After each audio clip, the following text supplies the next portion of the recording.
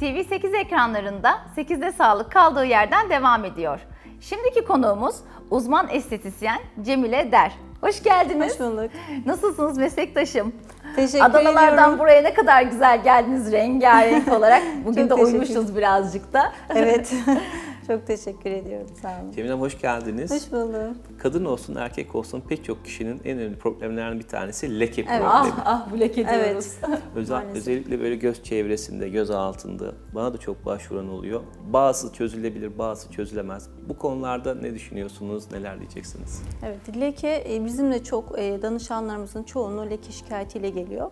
Leke cildimizin karakteristik rengimizi aslında oluşturan, tenimizin rengini oluşturan bu melanosit hücrelerinin düzensizliğine bağlı oluşabiliyor.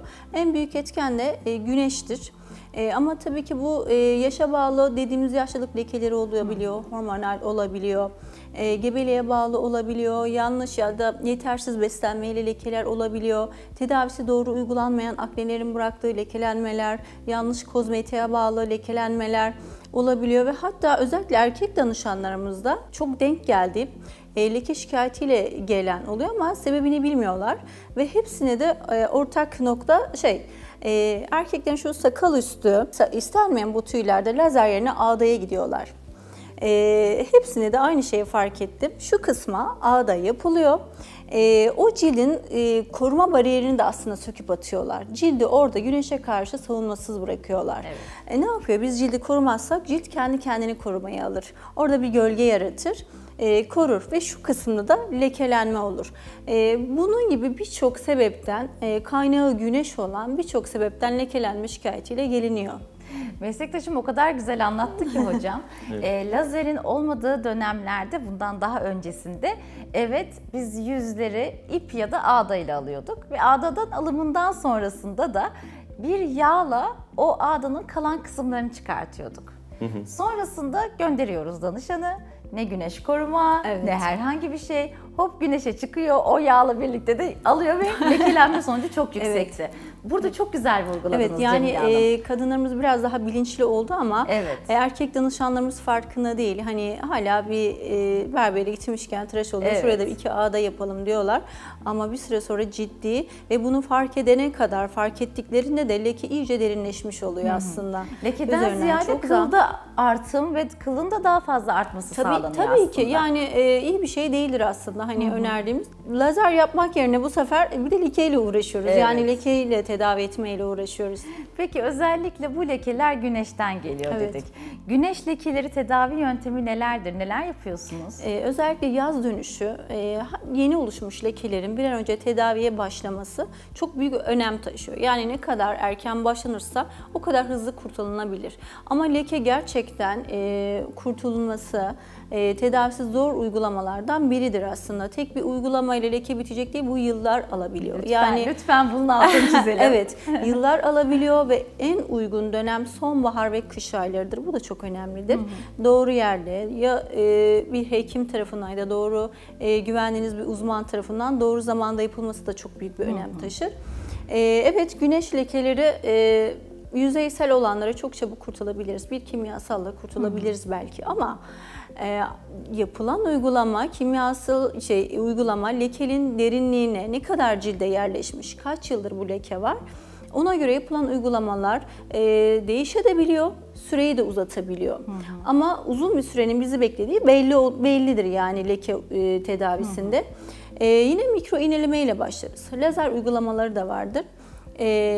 Mikro iğnelemede evet dediğim gibi cilt altına kontrollü hasar veririz, hücre yenilenmesi başlatabiliriz. Destek olarak PRP yapılabilir, bir hekim tarafından mezoterapi uygulanabilir. Bu mikro iğnelemede de cilt altına verdiğimiz serumlarla oradaki melaninini baskılamaya çalışırız. Önce orayı biraz bir kontrol altında tutmaya çalışırız. Cilde verdiğimiz kontrollü hasarla takibini yaparız. Ama ev devam ürünlerini de veririz. Leke parçalanmaya başlar. Görürüz aslında. Yani birden tabii ki lekeden kurtulamayız ama parçalanmaya başladığını görürüz. Arada lazer uygulaması da yaparız. Lekeye yönelik, lekelerin üzerine lazer uygulaması yaparız. Bu lekenin derinliğine göre tekrarlanabilir bu seanslar. Düzenli olarak bu seansların takibi yapılarak ürün destekli yapılarak sonrasında da kimyasal peelinge geçeriz. Kimyasal peelingde de cildi soyarız. Evet, burada belki beklentiyi hemen karşılamayabilir. Bu hazırladığımız protokol karşılamayabilir. Ya da bu kadar yeterli de diyebilir. Ben bununla da mutluyum diyebilir. Ama mutsuzsa aynı protokolü biraz daha belki uzun tutarak tekrar edebiliriz. Elden bırakmamak en önemlisi. Yani tedavide öyle, biz size mutlaka. şu kadar protokol yaptık. 5 seans, 10 seans neyse içeriği. Evet. Bunu bittikten sonra lekeniz bitecek diye düşünmeyin derim her zaman. Mutlaka. Tabii ki. Bu cilde göre değişebiliyor. Evet. Yani dediğim gibi kaç yıllık olduğuyla da çok alakalı. Leke öyle bir şey ki oluştuğu zaman hani hemen müdahale etmek gerekiyor. Çünkü cilde ciddi anlamda yerleşiyor. Kurtulmak çok zaman alıyor. Yani yıllar alabiliyor. Peki leke tedavisinde kesin çözüm almak mümkün mü? Şimdi %100 sonuç alınacak diye kimse diyemez. Yani bu mümkün değil. Evet, lekenin durumuna göre %75 ile 90'a kadar alınabilir. Ama ben şöyle bir şey yapıyorum. Biliyorum ki %70 sonuç alınacak. Ben onu öyle bir öngörü yapıyorum. Ama hiç bunu öyle bir söylemiyorum. %40, %50 derim. Çünkü beklenti yüksek tutmamak gerekiyor. Evet. Çok zorlayan bir durumdur. Bilemiyorsun. Evet, %50 derim ama çok iyi bir sonuç almış olabiliyoruz. Özellikle kimyasaldan sonra ciddi sonuç almış olabiliyoruz. Ama dediğim gibi yani bu bir protokol hazırlanıp lekeden kurtulmamız mümkün değil. Bunu düzenli olarak birkaç yılımızı alabiliyor. Ama o birkaç yılda sanırım biz her hafta ya da her ay gelmeyeceğiz. Tabii ki zaten leke tedavisinde uygulamalar sonbahar ve kış aylarıdır. Özellikle de hani Adana için konuşayım. Evet. Belki diğer memleketler için daha uzun süre yapılabilir bu uygulamalar ama Mart ayı geldiğinde Adana'da agresif işlemler yapamayız. Başlıyorsunuz. Çünkü güneş çok önemlidir. Yani burada korumak çok önemlidir. Biz de Mayıs'ın ortasında falan bırakıyoruz. Evet, yani burası için evet belki ama bizim için biraz zor. Öyle Peki bir şey. biraz önce de dediğiniz gibi protokolü yaptık. 10 seans, 5 seans ama ve çok da güzel sonuç aldık. Öncesi sonrası çıkarttınız. Sonra 5 ay sonra, 6 ay sonra hiçbir şey yapmamış. Evde de bakımını yapmamış. Leke tekrar geri geldi. Evet, yaparsınız? kesinlikle gelir. Leke tedavisi yaptığımızdan sonra evet danışan mutlu oldu diyelim. Artık ondan ömür boyu kurtulduğun söz konusu bile olamaz. Yaşıyor o, sizde yaşıyor. O size ait. Hayatınızı siz lekeye göre aslında istemiyorsanız siz ona uyum sağlayacaksınız. Evet. Ne yapacağız? Güneş koruyucuyu muhakkak ki kullanacağız. Yaz, kış sürekli kullanacağız. Güneş altındayken bir şapka bile kullanılabilir. Yani her şekilde yani yüksek koruma faktörlü güneş koruyucu kullansak bile yine yeterli olamayabiliyor. Evet, kışın mutlu olabiliyor danışan. Yazın ürün de kullansa, güneş koruyucu da kullansa leke yine bir tık yükselebiliyor. Hafiften geri geliyor. Evet, bir tık yükselebiliyor. Yine uygun dönem, tedavi için uygun dönem bahar ayları geldiğinde tekrar yapılabilir. Daha da güzel sonuç alabilir. Bu bir ileri bir geri gibi gelir ama Evet. yükseldiğinde eskiye dönmez. Bakımı yapıldığı sürece eskiye dönmez ama bir tık yükselebilir. Danışan olabildiğince konforlu bir hale, sosyal hayatını etkilemeyecek bir şekilde lekeden kurtarmaya çalışıyoruz ama dediğim gibi lekenin %100 tamamen yok olduğu söz konusu olamıyor. Kontrollü bir bakım lazım demek en güzeli aslında. Evet, kontrollü bakım tabii ki olacak ve sürekliliği olan bir şey. Yani sürekli bakmak gerekiyor.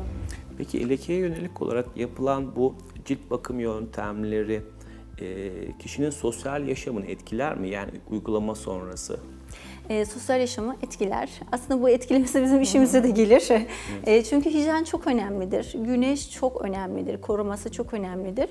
Özellikle kimyasal peeling uyguladığımız zaman ciltte soyulma olur. Evet, şimdi bir hekimin uyguladığı kimyasal farklıdır. Uzmanın tercih ettiği kimyasal farklıdır. Aslında amaç hep aynıdır. Belki sonuç da aynıdır ama uygulanan kimyasala göre cilt yüzeyindeki görüntü farklı olabilir. Bir kimyasal vardır. Cilt yüzeyine ciddi bir yaralanmalar yapar. Kabuk bağlar, bu sosyal hayatı çok etkiler. Ben kullandığım kimyasalda evet çok daha konforludur, yara olmaz. Ama yine sosyal hayat etkilenir. Çünkü lekeye yönelik kimyasal uyguladığımız zaman özellikle kadın danışanlarımızda şu bölgelerde, gebeliğe bağlı oluşan lekelerde, şurada, bıyık bölgesinde, alında oluşan lekelerde kimyasal sonrası o lekeler cilt altından yükselir ve daha koyu bir hale alır. Danışanda ve bir panik haline gelir. Lekelerim daha daha kötü oldu diye bir panik haline gelir. Ürünlerini de veririz. Ortalama 3 günden sonra dudak çevresinden soyulmalar başlar. Şimdi güneşten koruyor da olsa danışan o şekilde sosyal hayatına devam etmek istemez. Ama o da birkaç gün sürüyor, öyle değil mi? Evet, Kimya? anlatacağım. Evet. Şimdi şuradan soyulmalar başlar ama biz tabii ki soyulma var diye siz tutup soymayın. Asla diyoruz. Cilt hazır oldukça soyulur. Kalkan rahatsız eden kısımları makasla kesmesini öneririz. Bu da ortalama 2-3 gün içinde bu soyulmalar biter.